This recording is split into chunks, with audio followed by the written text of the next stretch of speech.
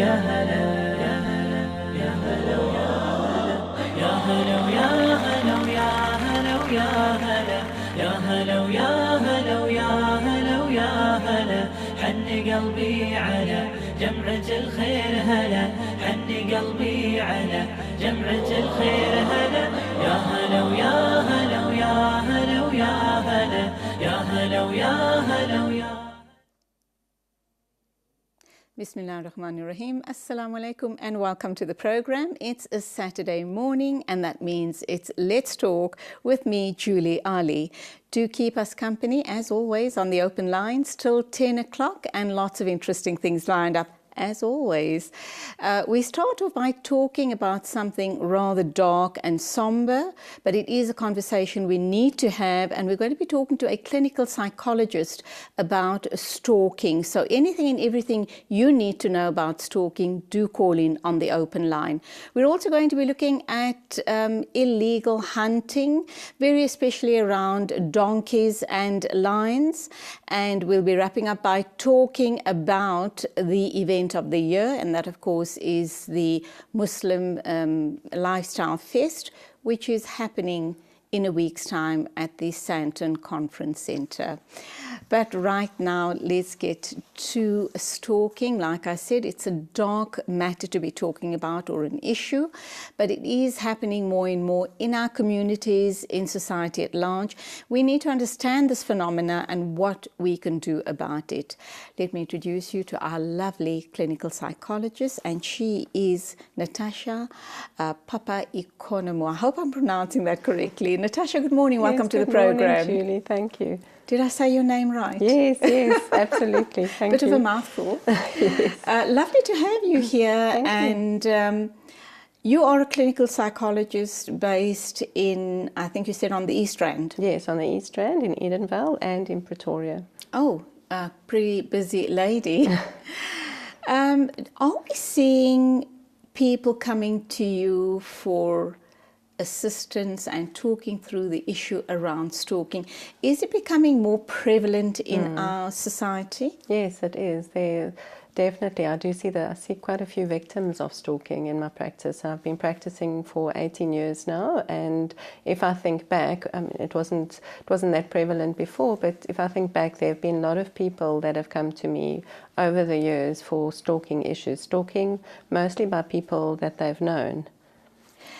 The reason why I've decided to talk about stalking this morning simply is because I attended an event recently, and there were a group of young girls at the table next to me, and they started talking about, one of the girls apparently suggested that she's been stalked, and as you rightly say, it happens by people we know, and I gathered this was by an ex-boyfriend or an ex-partner. Okay.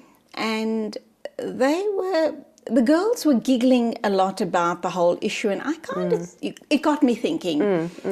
To me, stalking sounds like a very serious issue. It is. But if it is that serious, and if this young lady felt she was being stalked, I was kind of wondering about why they were talking about it in such a light-hearted manner and giggling about it. The other thought that went through my mind is, if they had misunderstood the whole issue around stalking, the damage that is being done to the supposed perpetrator. So those were the two issues that popped into my mind, and I felt that this needs to be explored. So what exactly is a stalker? Well, a stalker is someone that gives a person unwanted attention and will cause that person fear. So they will behave in a certain way and harass the person, and they cause any reasonable person fear. So what you've mentioned now with those girls giggling is a term they use stalking very loosely. Teenagers often do, or young people often do, and they don't realize the seriousness of it. So that I would call more voyeuristic behavior, where they go online and they look at photos of somebody, or someone's been looking at photos of them, or follow them and send them messages.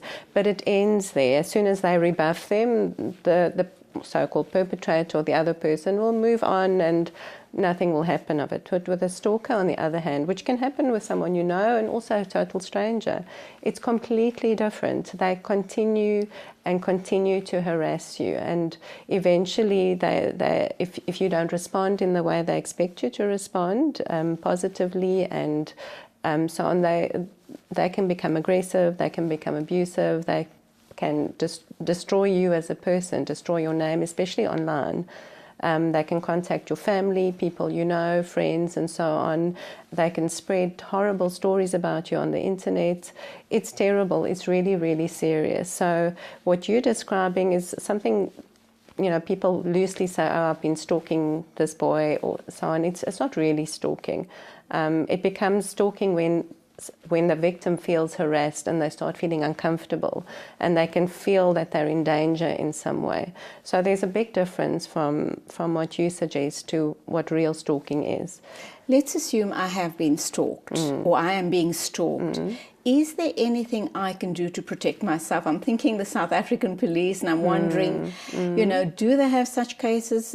How much of protection can I get through them, or what other action can I take to protect myself? You should go to the police. You definitely should go to the police and report it. And if it gets that serious, you can get a protection order against the stalker. But remember, some stalkers don't respond well to that. They don't care. For them, it's, oh, well, you know, I'll continue and I'll see you in court. And even though there's a protection order in place, they'll find different ways of attacking a victim. They will do it anonymously, and they continue. They're almost obsessed with that person, and they want revenge, and there's a deep-seated hatred for them because they've been humiliated or made a fool of, and they think their actions are justified. So they will continue even regardless of those protection orders in place. What I suggest, if you were stalked, I would suggest that you go offline, that you go off as many social platforms as you can, because even though I think there are good privacy settings on the social platforms, but they will find a way. They will find a friend of yours, a family member, and in that way a lot of victims become isolated, because sometimes friends and family members believe what they read about the victim online. There are a lot of false information is sometimes put online about a person, so it can ruin a person's life. Sometimes a person has to move, change jobs. You know, they go to extreme measures to protect themselves, and even so, they often feel very anxious and fearful wherever they go. They're always looking over their shoulders. So, as much as you do and can do, there's only so much you can protect yourself. I'm just wondering, has the matter been exacerbated because of social media? Definitely. Has it been less prevalent perhaps, or less invasive when we weren't exposed to social media as we are currently? Absolutely, because before a stalker had to drive to your house or go to the mall that you used to frequent or go to your workplace. You actually had to physically go out there and find you. Whereas nowadays, you on your computer or on your phone, and you can look around, and there's spyware available. There's so much that you can do to find information about a person. So if you like posting things online, pictures, stories, friends tag you and so on, they will find all that information, and for them it's exciting because they know more and more, they think they know more and more about you, and they use that information against you. And then they'll friend your friends on Facebook, and they find a very indirect way of getting to you. So it's so much easier. That's what makes it so much more prevalent now. And I think a lot of youngsters don't see it as seriously, so they think, oh, it's benign behavior, it's not so bad. As a stalker, they think nothing of it. So it becomes easier and easier for the stalker, and for the victim. As soon as you start feeling uncomfortable and thinking, in the beginning you think it's nice to get attention from somebody, eventually that attention creates discomfort. At that point, don't let it get further.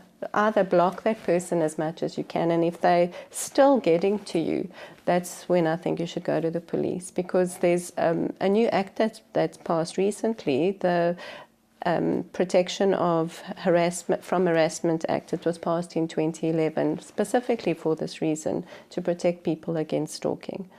How different is harassment to stalking? Is it one and the same thing? It's very similar. People get harassed from stalkers. They do get harassed, but stalking goes also that step further, where stalkers can get very aggressive and abusive.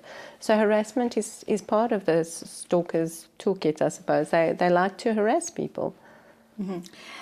Let's go back to my initial statement where I had said that these group of girls were talking about the supposed stalker. And if it was as innocent on the supposed stalker's part, where he was just trying to make contact with the girl and wanting to date her or whatever the issue was there, tried a couple of times, she said no. In her mind, she's thinking she's being stalked. In his mind, he's thinking, I was just trying to perhaps develop a relationship with her, but she has now said no for the third or the sixth time, so I get the message and I'm moving on. Can he protect himself if he hears rumors or if she posts something online suggesting that he's stalking her? How does he protect himself? Because that can be very damaging to him, to his character. I suppose he can. He can approach her and say this is not the case, but there's also very little, because once information is out there, it's out there. And like you say, the term is being used so loosely where, if you point out to someone and they feel like now they're a perpetrator where they're not, they should take it seriously. So they can take it up with, I think, directly with a person, or if they feel, I don't know how far they can go in terms of reporting it or seeking legal advice. I'm sure they could. Social media comes with a lot of advantages, but it comes with a lot of perils as well, does it not? No. You really do open yourself up to a lot of bad and ill attention. Yeah, absolutely. Another incident also that was brought to my attention was, again, young people. And I'm not quite sure to the background of the situation, but someone then posted something about possibly attention that she was not too comfortable with, and what she said about the opposite party was that I think she termed him as a sicko or something to that effect. I'm wondering what he can do about it, just ignore it, but it's obviously it's on that Facebook page for the whole world to see. So how does he go about correcting that situation? I don't know from a legal point of view, because that's not my area of specialty, but I think he can address it with her, but sometimes, it sounds like he's becoming the victim then. He can again post something on that same platform to say this, in defense of him, in defense of himself, or he can request that you remove that statement. But legally, I don't know what he could do. I'm sure there would be something that he could do. Extremely dangerous, really. And I kind of wonder, what are young people thinking these days, putting their whole lives on social media? Yes, but that's why parents should be more aware as well. They should be aware of what their children are doing on social media. They must check that they've got privacy settings on their phones, and until they're at an older age where they can understand these things, they need more and more education. But parents need to be more involved with their children and know what they're doing on their phones. Many parents don't know what their children are doing on their phones, and they put a lot of, they think anything goes. They don't realize what limitations there are. They feel very safe in a way. They don't understand the dangers. So parents need to get more involved. All right, we're going to talk more about stalking, very specifically. What is it that goes on in the stalker's mind? And if you have a victim and a perpetrator, how you're going to be counseling them differently about the issue. Can a stalker go into therapy to perhaps help him overcome these bad behaviors of himself, obviously? I'm talking to Natasha. She is a clinical psychologist. We're talking about stalkers, obviously the perpetrator and the victim, and what can be done about overcoming this problem. Do stay with us. Lines are open. Let's go for an ad break.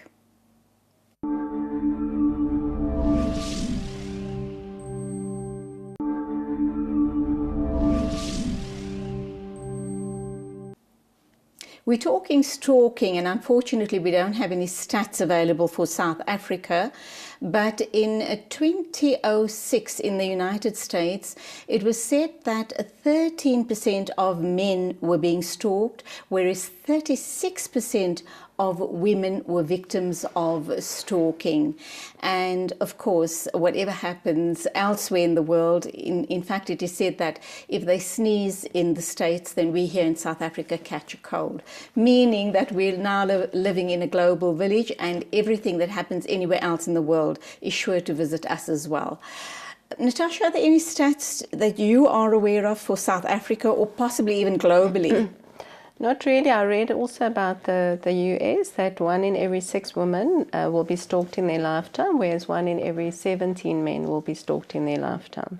But I actually think it's more than that at the moment. I think those were old statistics because of cyber stalking as well. So I don't know how accurate that is. When we look at the relentless behavior of a stalker, the neurotic behavior, I'm sure I can, it must be some sort of neurosis that's going on in their minds. I'm just wondering what would be the next step, because we have suggested that in most instances the stalker is known to the victim, and it is in most cases as well because the stalker has been spurned by the victim. Does it ever then end up in perhaps the victim being very badly hurt physically, possibly even killed? Yes, absolutely, absolutely. So, a victim should never take it lightly because they get threatened over a long period of time. So, even though that it's never the intention of the stalker, they threaten and they scare the person. They want that person to be fearful. So obviously the victim is in fear of being hurt or being killed, and sometimes they do hurt and kill their victims, definitely. What's going on in the stalker's mind?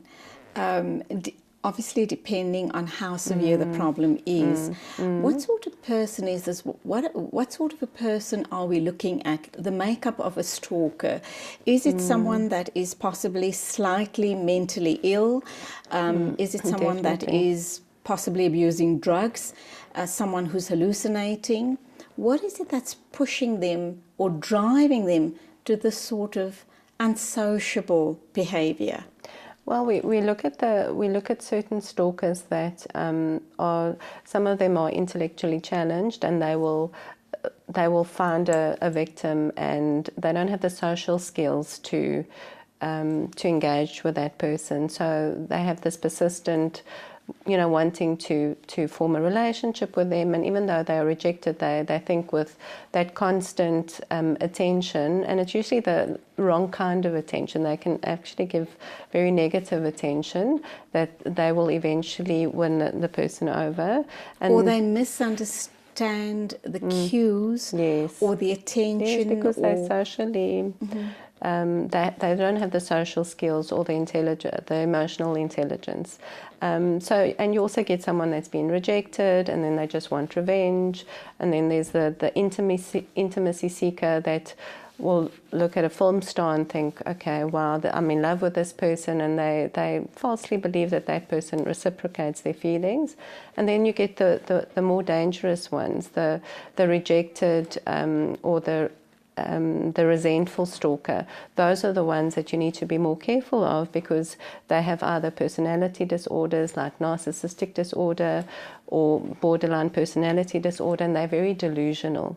And when you're dealing with a delusional person, they have their own reality. They believe that they have every right because they have been humiliated or embarrassed according to them, so they want to hurt that other person or attack them. So it depends on the kind of stalker. And then you get the predator stalker also that plots this whole thing about how they're going to attack that person, what they're going to do to them. And that, I think, that person is even more dangerous because you don't know they're coming, They do all their homework, all their background checks, they spy on you until the point where they attack you, and then it's already obviously too late. So there are different kind of personalities that we're dealing with, many mentally ill.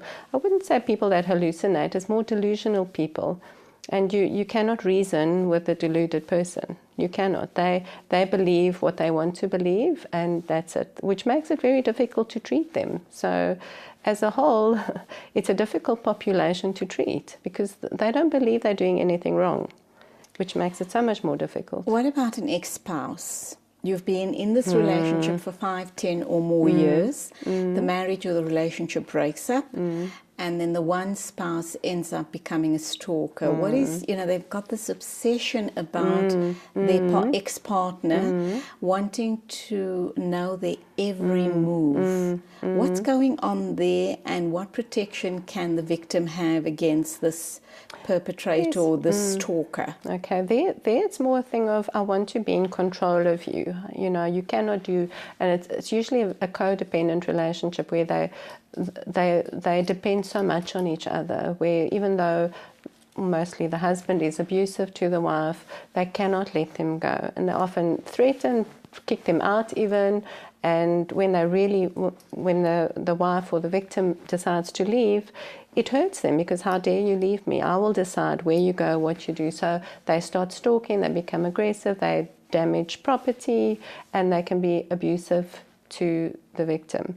So in that case, if I often see women in that situation, you encourage them to leave and to find support and to approach their family for support there, but they feel very helpless because a lot of them are also very dependent on their partners financially, so they struggle to leave. And sometimes when there are children involved, you always worry and wonder what's going to happen to the children. Do we have instances where the stalker would use the children to spy on the Absolutely. ex-spouse and bring back all of that information? Absolutely. Absolutely. So usually encourage... And the kids aren't even aware that they're being manipulated? No. Usually encourage the children not to share what happens in either home, but like you say, there's a lot of manipulation going on, so the children don't want to hurt the parent, and they are so good in manipulating and getting what they need from their children, that the children eventually give in. Their loyalties to either parent, they're so torn between both the parents. They are torn, and they get threatened as well. So it's such a difficult situation. Now, you have obviously counselled victims of stalkers. Have you ever counselled a stalker? And what does that picture look like? And how do they justify their actions? Stalkers don't go to therapy. They don't believe There's nothing wrong with them. There's nothing wrong with them. Nothing wrong with them. They don't believe they have a problem. Saying that, I was seeing a victim in my practice many, many years ago, and her husband, and she told my staff and told me that, please, if my husband does try to phone, don't tell him I'm coming or when I'm coming or anything. And he manipulated his way into my consulting room by giving a false name. In those days, we were still paying by check. He paid by check, which obviously bounced in the end. But he found his way into my office under a completely different name. But eventually I put 2 and 2 together. But, after he left, I thought, no, the story is And his motive obviously was to try and get information from me, yes. Which obviously was quite stupid, because counsellors and therapists do not divulge information about their patients. Absolutely, but he didn't even mention her. I think he wanted to get to know who I was. And do you see that manipulation? That connection. There's a connection with his wife. So who's this person she's talking to? Is she trustworthy? So he was manipulating, and he was spying on me and that environment, so that he could perhaps use it against her in some way. So they have ways and means of getting to you. That's why you have to be very careful, especially if you're a victim of stalking, what information you share and who you share it with, and protect yourself as much as you can. People watching us this morning who believe they're being stalked, what is the advice you'd give to them? If they believe they're being stalked, go to the police. If you can, just get off all social media platforms as much as possible. I think it's about going into hiding almost, and just be very, very wary. Don't ever take it lightly. Even if you feel that, oh no, but I know this person is not so bad. If someone continues to call you and harass you, it is bad, it's serious, and go to the police. Something can be done about it, definitely. Do they need to go into therapy? Depending on how long they've been stalked for. What is therapy going to do for them, for the victim? It's going to help. Stalkers, victims of stalking often suffer from depression, anxiety, fear. They have this even post-traumatic stress disorder. Okay, so they're in a very, very difficult situation. They need that help. They need that guidance. They need to understand what their rights are. They need that support. We need to deal with their therapy, with their depression, with their anxiety, with all the symptoms that have occurred through this problem. So there is definitely help for them. It helps to empower them, helps them to feel, you know, more in control of their lives, what they can do. It's just exploring different parts of their lives that they are in control of, because often they feel so helpless, completely out of control. And just to give them that guidance of who is there for them, what they can do. Often they have to leave their jobs and they need support through that and guidance through that. So a lot of them, I feel, will benefit greatly from therapy. In terms of my final question on stalkers, the victim feeling, taking on a lot of self-blame, wondering if they've given out the wrong messages, and that is why they're getting all of this unwanted, obsessive behavior or attention towards them. What do you say to the victim about that? No, whatever. I get that a lot, because I often say to them, if you knew this was going to happen, or, you know, when you first met that person, did you know this was going to happen? No. So how could you be to blame? What does it? Does anything you do? I suppose. Are you allowed? Do you think anyone should be harassing you and treating you in that? No matter what you do, if things don't work out in a relationship, you're not to blame for that. It hasn't worked out. But to get that kind of unwarranted attention, no one deserves that. Nobody. And for people watching us who may believe that they have stalker or stalking tendencies within them, what do you say to them?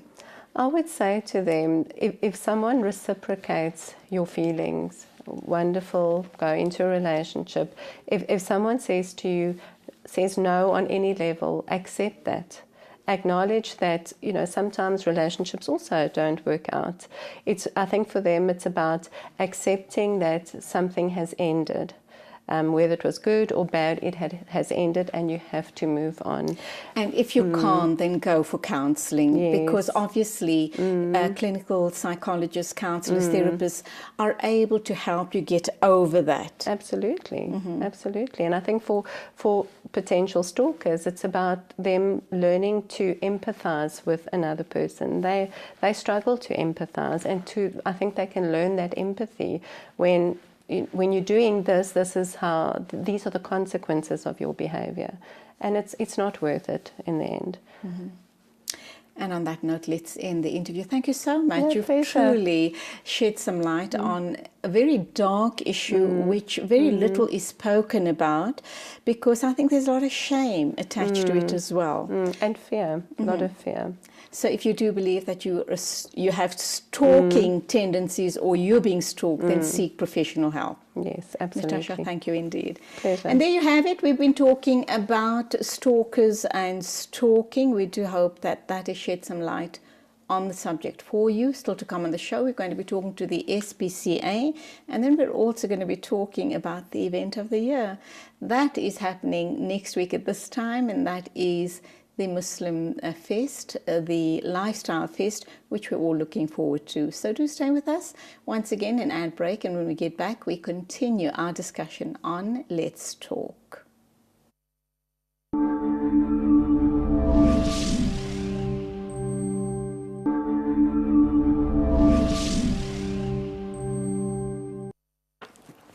We're now going to be talking about animals, animal cruelty, and we're going to be talking to someone from the SPCA. And perhaps if you're considering a career in the SPCA, then please stay tuned to this part of the show, because we're going to uncover a whole host of things, not only about animal cruelty, but just how rewarding this can be as a career choice for you. Navesh Singh, good morning. Welcome to the program. Good morning, Julie. Thank you for having me. Nice to have you here. And we're going to talk about the horrible event of over 1,000 donkey skins and a couple of tiger skins found on a small holding right here in Gauteng. That's correct, yes. But before we get to that part of the interview, tell us, who is Navesh Singh and how come he's an inspector at the NSPCS? NSPCA. NSPCA, there That's you go. correct. What does that stand for? National Council of SPCAs. All right, so you're an inspector there. That is How correct. did this all become a reality for you? Okay, I always wanted to work with animals. I studied agriculture after high school at Sidara College. I never thought I would actually work for the SPCA, and I think it was just something in me, a compassion that sparked in me to want to work, in an industry that was dealing with the welfare of animals. And so I got into one of the SPCAs in KZN, and it was my dream then to work for the National Council of SPCAs, being the regulatory body. So I relocated to Gauteng, and I basically found myself, applying for a position in the farm unit, and that's where I am now, in the farm unit of the NSPCA as an inspector. So as an inspector, what exactly are you expected to do? Okay, part of my duties is to respond to complaints of cruelty. So we react to complaints and we investigate. We also do we do proactives as well at all facilities where farm animals are kept around the country. We are based in Gauteng, but we work throughout the country, at all the facilities where farm animals are kept. Now, you studied agriculture. What's the link between agriculture and where you're at now? Did it cover animal care as well? Well, basically, I did animal production, and it has now helped me to understand the industry, the industries better. What is expected in the industry? What is the industry norms? How does welfare tie in? What is the Animals Protection Act? How is it relevant? And it helps me understand so I can better effect my work, on the industry. It's that time of year where we like to give young people watching us ideas about career possibilities and career opportunities, because they're going to have to choose subjects going on. That's and correct. We're talking about the grade 9s, I think? I think it is, yes. Yeah. So what would you say to them, people who are animal lovers? I have a son who absolutely adores animals, Okay. but of course, I think he's missed his calling in life. He's now 28 years old, and I think it may be too I late guess it's for never him. too late. No, we've got people joining the SPCAs at all ages, and basically one needs to be employed or be a volunteer at a local society that is a local SPCA in the area for minimum 3 months, and then they would be eligible to undergo the training. And how long does the training take? The training more or less takes about a year and a half. It Full depends. time? Yes, well, it's ongoing training. One would have What I'm to, saying is full time, an entire, tertiary year. Yes, because there's 4 different components to it. Right. One would have to write the entrance exam. That is whenever they feel competent. We do have an operationals manual. So once the person has viewed that operationals manual and are quite adept with that, they are then they will be writing the exam, the entrance exam. And they attend lectures on a daily basis. That's correct. Once you do the entrance exam, you then will have to attend a 2 weeks course at the NSPCA in Gauteng, in Alberton. At the end of the 2-week course, you write an exam, and once you pass that, you are given a project to do based on any animal welfare topic. And what subjects do you need to have to go into this field of work? Well, I think there isn't any specific subjects. One would basically benefit from having done subjects like, your sciences, natural sciences, agriculture at a high school level. Pretty much criminology, that would help, because a lot of the, basically 80 or 90% of our work is law enforcement. because we are mandated in terms of the Animals Protection Act as, authorized officers. For adults who believe they've missed their calling in life, and let's assume they're, in their 30s, 40s, and even beyond, watching this program, believe that they can still go back, dedicate a year and a half to studies, and then go into this line of work. Where do they then apply to study? Okay, one should then contact their local SPCAs. All SPCA details are on the National SPCA website, and they could volunteer or they could be employed, at the society.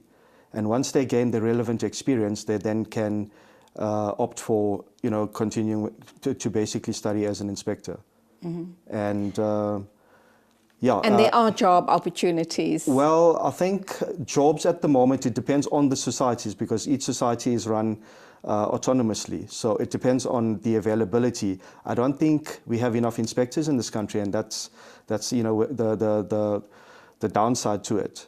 So the more inspectors we have, the more welfare can be expounded across the country. Welfare Obviously. deliverances. Let's talk now about this horrible incident where there were a whole host of over 1,000 donkey skins and a couple of lion skins. Tiger skins, actually. Tiger skins correct, found yes. at a small holding. How did this come about? And we'll get into the backstory of what you think happened to those animals. But how and who happened on this horrible find? Okay, the final total we have, the estimated at the time was 1,000. We did get the final total from the, after counting each and every skin, it was 861, and that's the donkey skins and 7 tiger skins. We did receive an anonymous tip-off on, I think it was the Sunday before we actually went out.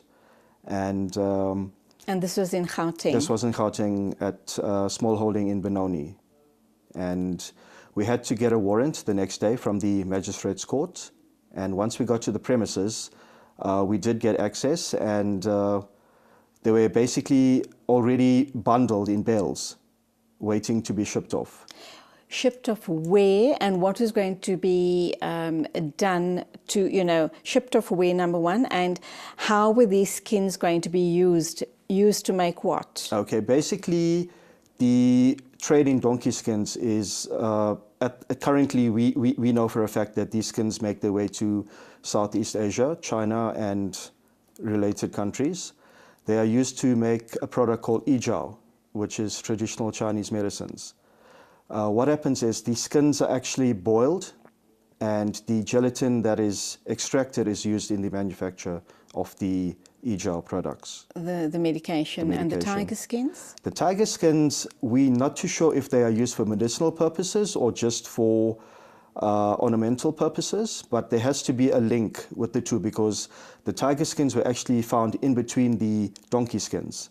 They were packed in between. This is beginning to sound very much like the rhino horn problem that we're sitting with here. That's correct. In South Africa or the rest of Africa. That's it. So how is the SPCA going to be moving forward with this issue in terms of if you've already found X amount of donkey skins and tiger skins on one small holding, that obviously suggests that this is a very lucrative trade. That is correct. And it's probably happening pretty almost all around South Africa and possibly even beyond. Yes, we do have quite a lot of cases that we've already dealt with. Some of them have been to court, and we do have successful prosecutions. Sadly, the government is not, they're basically taking a step back and expecting the welfare organizations like the NSPCA to deal with the issue, whereas they have the power and mandate to actually put a halt or a total ban on this. Unfortunately, the skins find their way out of this country by being smuggled. They do leave the ports of exit, and I think more policing needs to be done, with regards to customs and excise and all of that. So this is currently, as we speak, it's an illegal trade. Let's take an ad break, come back and see how, if one is very entrepreneurial, you can turn this around legalize it, and it could become an industry on its own and create lots and lots of opportunities, job opportunities. I'm talking to Navesh Singh. He's from the NSPCA. We're talking about the illegal trade of donkey and tiger skins, and who else knows what else is being traded as far as animals are concerned. But when we get back from the ad break, we'll try and explore that further. Do stay with us, and do remember, lines are open if you have any questions or comments. And still to come in the program is Brother Idris Kamisa, and I'm hoping Sister Zahira Bam Ismail from iTrend to come and talk to us about the event of the year. And on that part of the show, without doubt, we're going to be giving away a couple of tickets to the Muslim Lifestyle Fest. So do be ready if you want to qualify for some of those free tickets. Stay with us, and we do hope you're going to be calling in.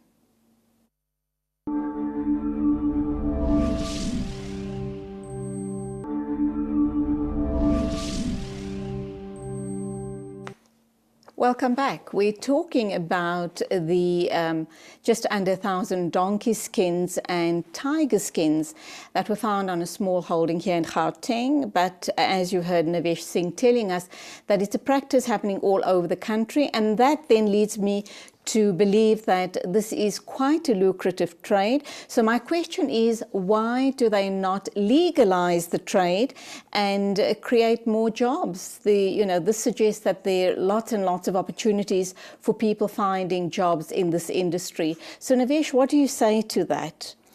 Well, the current method in which the donkeys are being slaughtered is illegal. However, the trade itself is not illegal. The trade in the skins would not be considered illegal if it's done via a registered abattoir. If the animals are slaughtered humanely in a registered equine abattoir, and provided that the abattoir does have a permit to trade in the skins, then it's not considered illegal. So why are these small holders going the illegal route, doing it in their backyards? Mm-hmm. What are the pros and the cons to it, and what's your concern as an inspector of the SPCA or the NSPCA?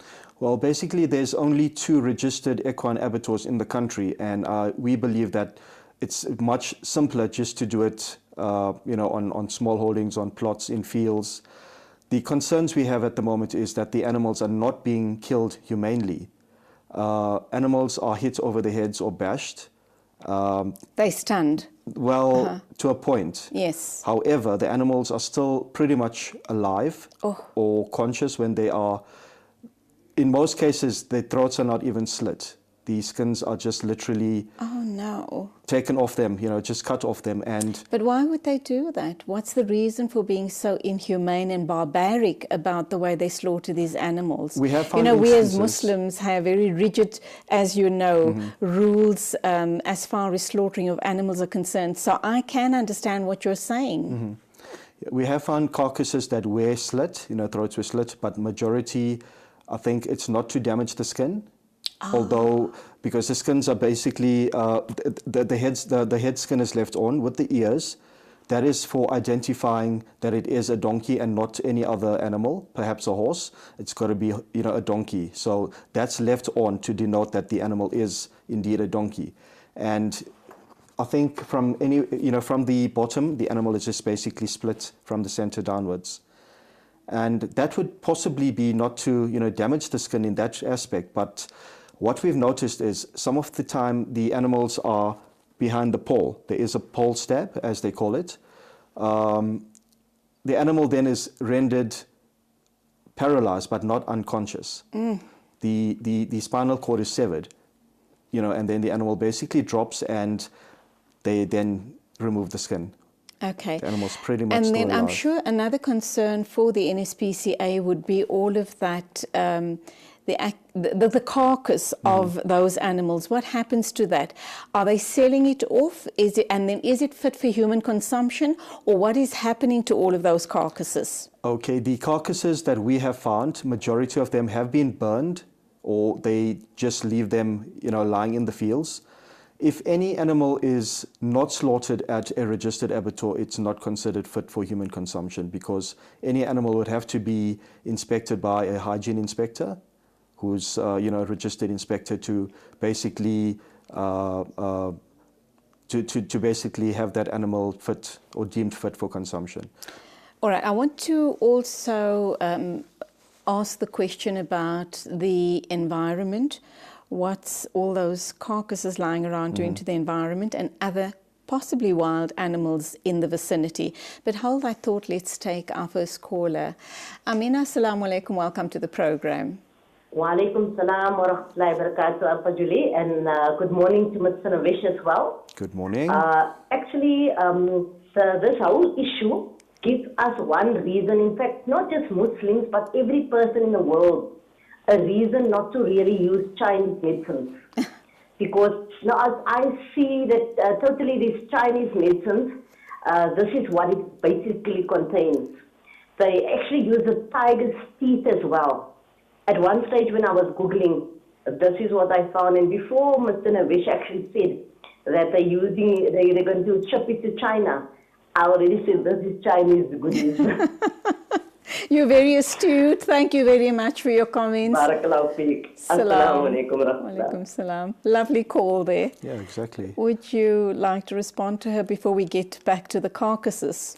Yeah, it's actually a sad stereotype, but it's fitting. You know, it's unfortunately sad that the bulk of a nation or a race gets deemed for such nefarious occurrences. issues. Yes. But it's I mean, we have the rhino issue, we have the donkey issue, we have the abalone issue, the elephant tusks as well. Yeah, there's it's ongoing, and I don't think it will ever end, unfortunately. Let's look at the issue around the carcasses, the possible harm to the environment, if there is such a thing. I mean, if it does impact on the environment, and also other wild, maybe even domestic and wild animals in the vicinity. You see, obviously the carcasses would be able to break down. They are biodegradable. It just becomes a sanitary issue. You know, obviously the carcasses start rotting. And the stench. The stench, yes. Wild animals and even domestic animals would feed off those carcasses.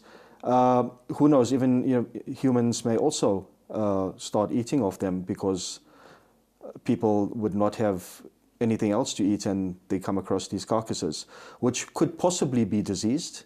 And therefore, if an animal is not tested by a hygiene inspector, you can't actually consume such animal. So what is it that you as the NSPCA are doing going forward about this issue? You have indicated that this is not the first instance where you're coming across these skins. What's the plan going forward in trying to curb these illegal activities? Well, basically, how can you make it lucrative enough for those small holders to start going the right route? You see, these so-called smallholders, like the issue that we had in Benoni, it was tenants of the property owner that were using his facilities to, produce or to store these skins and pack them. Unfortunately, these suspects have left the premises, and we could not, find them. But if we do, and when we do, because the police have now handled the case in terms of the Stock Theft Act. So once we have the perpetrators brought to book, we will then intend laying charges of animal cruelty, because we know for a fact these animals were not slaughtered in a legal or in a humane manner. But going forth, I think we would not exactly advocate such, even if the idea is brought or regulated by government. All we can do is then work in terms of the Animals Protection Act to make sure that it is done humanely and as legal as possible. We would not want to advocate such trade, because I think there's enough animals suffering out there. There's other welfare concerns that would come in as well, because I think if it's going to be regulated or legalized, one would then have to start breeding these animals, in a productive unit like we have other animals. And there's numerous issues that would also then, unfold from there. And I guess that's one of the reasons that is very off-putting to the breeders, because obviously they're breeding these animals illegally and then culling them or killing them illegally and then selling the skins at a huge profit, I should imagine. So they're circumventing a whole host of legal systems and also getting away without paying taxes. That's correct. Let me just correct you though. I don't think these people are actually breeding these animals. These syndicates actually get people in the rural communities, because that's where you predominantly find donkeys. They are used by the rural communities for transportation. That's the main use for them. And one would not willingly sell their donkeys, knowing that it's their livelihoods. So these syndicates get in people from the communities, pay them a paltry sum to go and steal these animals and kill them. So that is the other aspect, the stock theft aspect that comes in as well, which is quite rife at the moment. And hence the SAPS is working closely with us. Whenever we have issues, we inform them and they come in and, they basically handle the case thereafter. What other issues are you looking at as an inspector of the NSPCA? This is one huge issue, I'm sure creates a headache for you guys, and must be very distressing. Being an animal lover must be very, very distressing for you at the NSPCA. What other issues are you looking at, and what should we as vigilant citizens be looking out for and reporting? Well, this is just one issue, like you've mentioned. We deal with numerous issues. There's, obviously the skin issue is one thing. There's the domestic issues, dog fighting. That is something that we deal with predominantly as well. We do have a Is that a big practice going on around the country? Yes, we do have a special investigations unit. They predominantly are dealing with dog fighting, which really is about gambling. So it all ties up in that, yes. So that is one of the bigger issues that we are facing at the moment. It's very localized and kept within the circles, and hence unless we have tip-offs, we don't really know about them, and the police are pretty much involved as well, and the hawks. And apart from it being illegal to gamble, it's also very cruel to the animals involved in that sport. That is correct. The animals really suffer. They are kept in less than favorable conditions, and I think just putting two animals against each other, setting two animals against each other is cruel.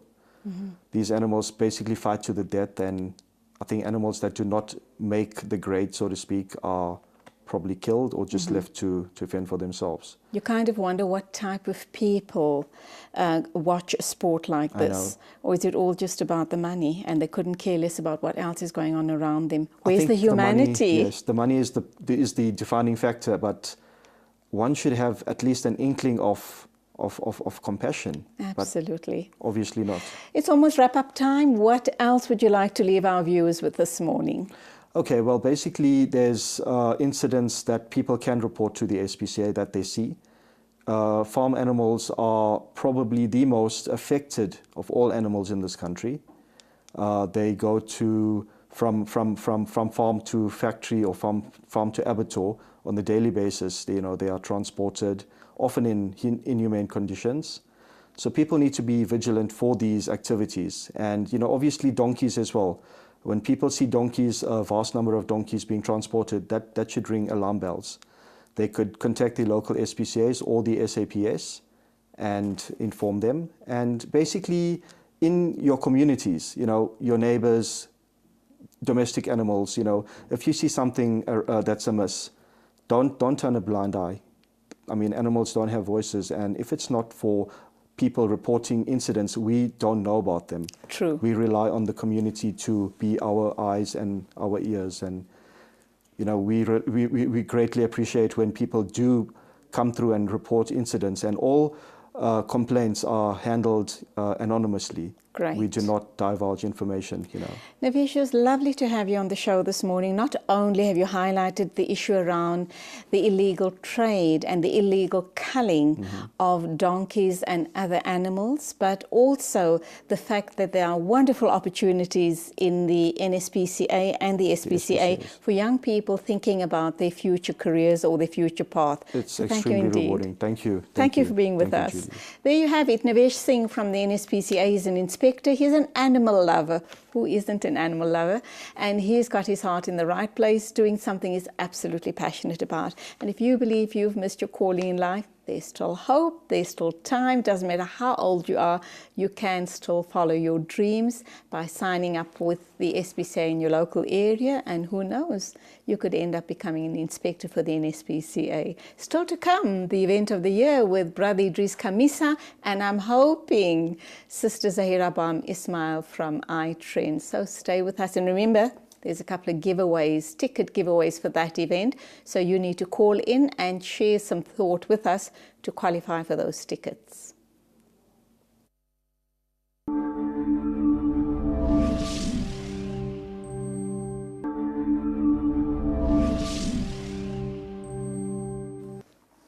Welcome back, and I never thought that I'll see the day when Let's Talk will be talking to Inspirate and iTrend to find out what's trending. And I think it's a fabulous get-together. I'm so excited about that. And we have, obviously, when I say Inspirate, Idris Kamisa, and when I say iTrend, it's none other than the lovely Zahira Bam Ismail. We have collaborated this morning to talk about the event of the year. And the event of the year, obviously, is the Muslim Lifestyle Fest. It's going to be happening exactly next week at this time, and we do hope you're going to be there. If you haven't managed to get your tickets yet, then call us in right now, share a comment with us, and inshallah you will qualify to attend the event. Let's welcome Brother Idris Kamisa and the lovely Zahira Bam Ismail to the show to talk about this amazing event. Assalamu alaikum. Wa alaikum salam. I'm concerned that you didn't have a prefix for me, the lovely. Idris Kamisa, lovely Zahira. I feel diminished, but I have a healthy self-esteem. Thank you. Well, you know, if you didn't have a healthy self-esteem, I'd be concerned, because then I'd wonder what was Inspirate doing all of this time. We would have called it then Perspirate. Absolutely. Welcome, guys. Great to have you on the studio with me. I've always wanted to have you on the show, Zahira, and it's finally happened. This amazing event, I know you both are very vested in the event. Over the past few weeks, we've been talking to a whole host of people. Last week, I had two youngsters. I had the Nasheed artists, I think it was Hussein Kala, and Yasin Mohammed Yasin Mohammed. And they, of course, shared their involvement in the show. Sounds very exciting. Zahira, I watched your interview on iTrend where you spoke to Tasneem Mohammed. Yes. She sounds absolutely amazing. Oh, she's and if fantastic. she's heading up one of the, or the entire event, then really I know that we're in for an absolute treat. So let's start unpacking where are we at as we speak right now as far as the event is concerned. And Zahira, how did you become involved? So let's first give, let's hear from Idris, and then we'll swap over to you. Thank you for the opportunity. At the moment, there's a lot of vibe. The social media has been very, very active. I think there are very few people, if any, have no idea about the program. And there's a lot of excitement. But for us, the critical aspect is that we are investing our time and monies in this program is to get people there. And as you know, that I'm involved with the community in different areas. And we must not pretend. In fact, I say our houses are burning. We have real issues. You can walk around with a facade outside, but at home you know your own condition, how you are perceived, the challenges you have with your children. It's not to say that you should come there because you got challenges, but rather to rekindle, as I always say, the love for your kids, love for family life, love for the Quran, love for Nabi Sallallahu Alaihi Wasallam. And so Alhamdulillah, there is a momentum. This is the last week, and I'm beseeching, and really I would give to any person who comes there his 100% refund if he says he has not benefited. 100%. Even he can be a scholar. If he comes there, see he's not benefited, give his money back. And I and others, people like Zahira and others involved, would never invest our time. And I've been coming here 3 days a week, the month of Ramadan, going to people, going to sponsors, going to radio stations, engaging with ITV. And I want to, at the outset, publicly acknowledge the role ITV is playing through your good officers and Zahiras and others in trying to promote this unique global mega event. Absolutely. Zahira, I know you were very vested in the conference last year as well, and it seems that you have an even bigger role. How did you get involved? I got involved because of Uncle Idris. There's no doubt about it. And I think I'm so grateful for that. And I was just saying to him earlier today, I'm so blessed that Allah subhanahu wa ta'ala has made our paths cross. When I got involved last year, it was more, I thought it was more from a coordinating point of view, getting other people involved. But what I saw there resonated with me on so many levels, not just for myself, but for our family members, for my children, but for our community. And it was something that I definitely felt I wanted to be a part of again. It was funny because I wasn't expecting to speak at the event. I literally wanted to be there just to learn because I wanted to sit in every lecture. Last year, I had friends who were recording the lectures for me so that I could pick up on it. Auntie Julie, it's something that resonates so strongly with me. We do a lot of work in the community. We know the problems that are happening in the communities. I have a lot of ladies who contact me for problems that they're having in their marriages, problems that they're having on their own with their own self-esteem, difficulties in family relationships, whether it's with parents or children. And I think that's why, although the conference is focused on marriage, it was changed to be called the Muslim Lifestyle Fest because it dealt with relationships that were all across the board. How we deal with our parents, how we deal with children, how we deal with family members, community members. And that's why it said, whether you're old, you're young, whether you're a youth, whether you're married, whether you're single, there's a place for you here. There's something for you to learn. There's something to take from it. And I think that's why I said to somebody this morning, if I don't feel something resonates with me, I will never sign up for it and I will never be part of it, because if I don't believe in it, it's not something I would ever tell somebody else to do. I must tell you, I got high praise for the conference from a very unexpected quarter, and that was from my husband because he attended with me last year and he can't wait for the conference this year, and he thoroughly enjoyed it. So I think that says a lot, because normally men don't share these type of this type of feedback. And he said to me, says the quality, highly professional, world class, and he's truly looking forward to coming again. But the one thing that stood out for me, if you ask me what stood out for you, what stayed with you, what do you remember of the conference, is that dramatic piece that you did with someone from Julie Alli. Yes. And one of the Tariq Uwais. Yes. The two of Tariq you did that. Malinga. It has stuck in my mind forever, because obviously as a woman it resonates. It's about women, their issues and abuse. And I thought that piece was done beautifully. Jazakallah. I think for me, what was so powerful about that is I was liaising with him over the phone, and we laughed because I said he's an absolute perfectionist. And I remember the night before the conference, we were at this Santon convention working until about 1 a.m, back the next day and working on it constantly. I think no one realizes the amount of effort and time that goes in. It's not just about being there. All these speakers that come put in so much, and he's an absolute... And it's months of planning. It's months of planning. And he wanted to bring across the message of abuse in a way that would really make people sit up and hear what he had to say. And it was a short piece, but as you're saying, it was so powerful. It was very powerful. And as far as we know, it's become quite an international thing. A lot of people have used that piece on many platforms, but you'll be shocked to see we're not giving anything away. But what he's discussing this year and what he's bringing forth this year is, again, another very prevalent topic. All right. Now, a very, very high standard has been set. And I know we don't want to give away too much, but, just to whet the appetites of our viewers, how are they going to surpass the high standard set from last year? Okay, I would share that. The marriage conference, we've got 7 new speakers. We've got more workshops.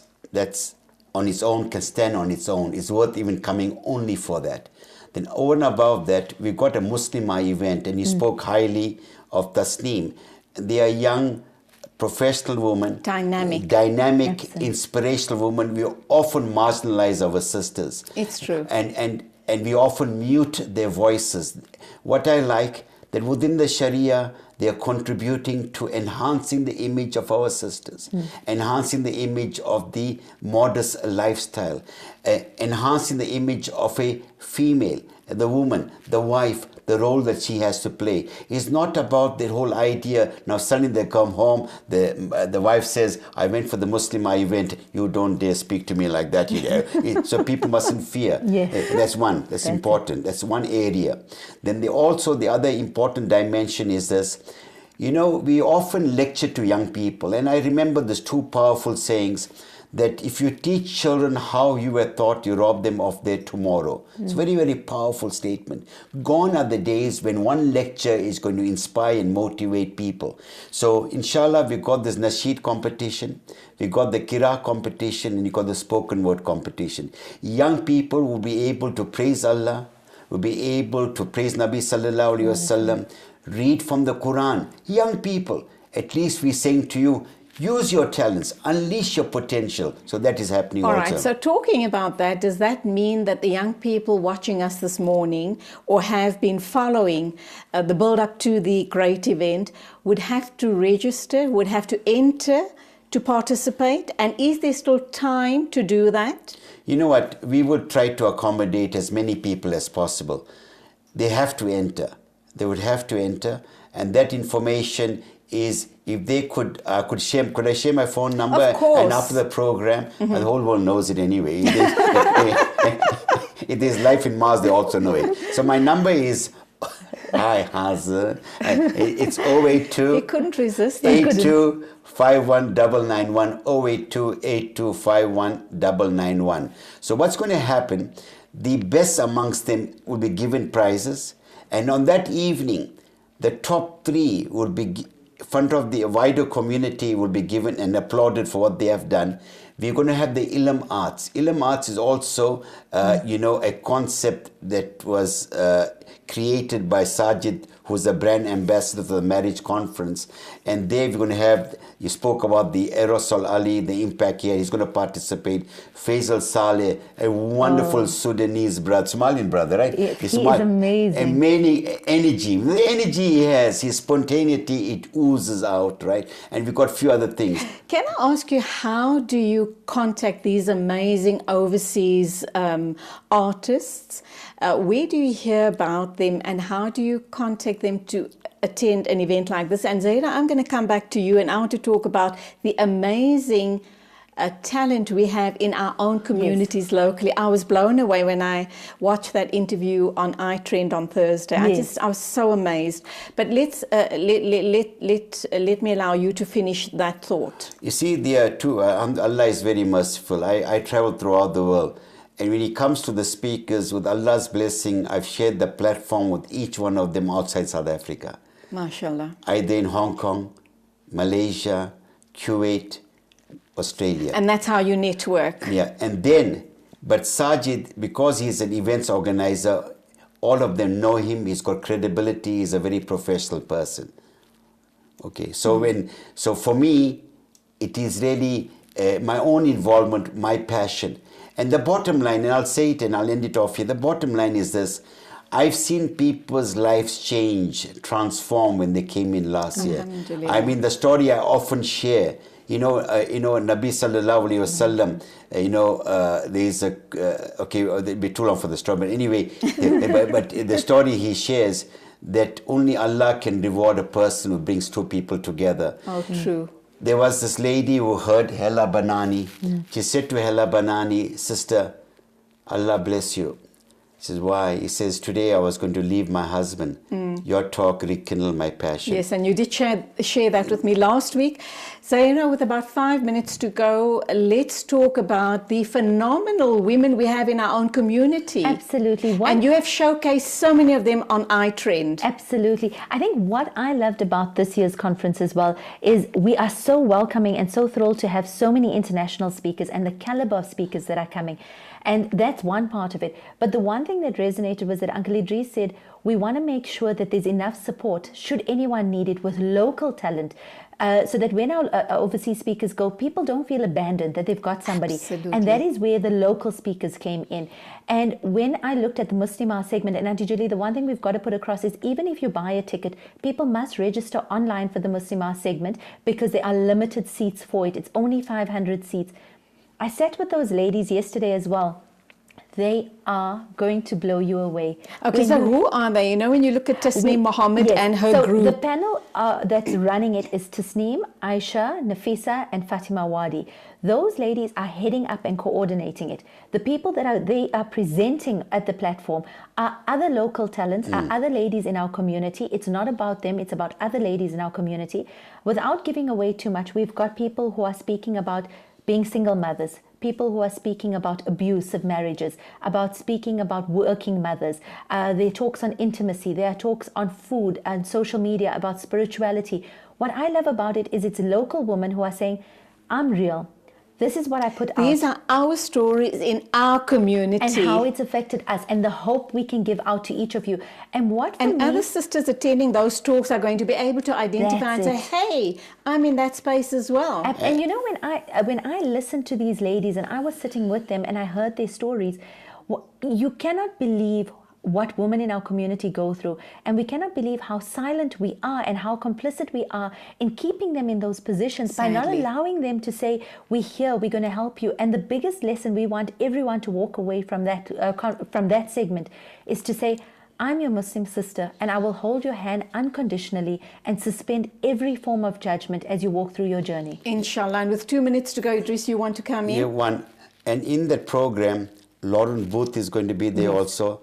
Zora Sarwari, an author of 15 books, and Hela Banani. Yes. They're going to be there. And I want to say that the Soul Seekers program, there are many people, may Allah make it easy that they find the companions. Ameen. And one time we were a socially cohesive community. We're not like that. And I say to you, everything is above Sharia. Please register online. Who knows? You might find your life partner Inshallah. there and there, inshallah. Okay, with 1 minute to go, you say that we're not socially cohesive as we used to be in the past. What is it going to take for us to get back that cohesion? And I think, we must start socializing again, connecting with our extended families, attending weddings, attending funerals. We need to go out. We have become very self-absorbed. We are consumed by the social media. We prefer to be at home because our Nabi Sallallahu Alaihi Wasallam said words to this effect: there is no good in him who neither befriends or is befriended. So it is our responsibility to initiate relationships and allow others to initiate that. Therefore, you find young boys and girls today lack social competence. They find difficult to speak to a stranger, find difficult to mix with their own members of the family. We need to create that. What bottom line is, we must create ummah consciousness. Inshallah, and that's where we have to leave it. Last word from you, Zaira. I think this is an event of the year. No one can miss this event. Come, take what works for you, what resonates with you. What doesn't work for you, leave it aside. But definitely, if there's any place you need to be at, it's this one here. Inshallah, inshallah. And from Inspirate, iTrend, and Let's Talk, thank you so much for being with us. And those of you who called in, of course, you're going to get your tickets to the event. Next week, this time, is when it's going to be in full swing. Please don't forget, diarize it, and we'll see you there, inshallah. Till then, Khuda Hafiz from me, Julie Alli. يا هلا يا هلا يا هلا يا هلا يا هلا يا هلا يا هلا يا هلا يا هلا يا هلا يا هلا يا هلا يا هلا حن قلبي على جمعة الخير هلا حن قلبي على جمعة الخير هلا يا هلا يا هلا يا هلا يا هلا يا هلا يا هلا يا هلا يا هلا يا هلا يا هلا يا هلا يا هلا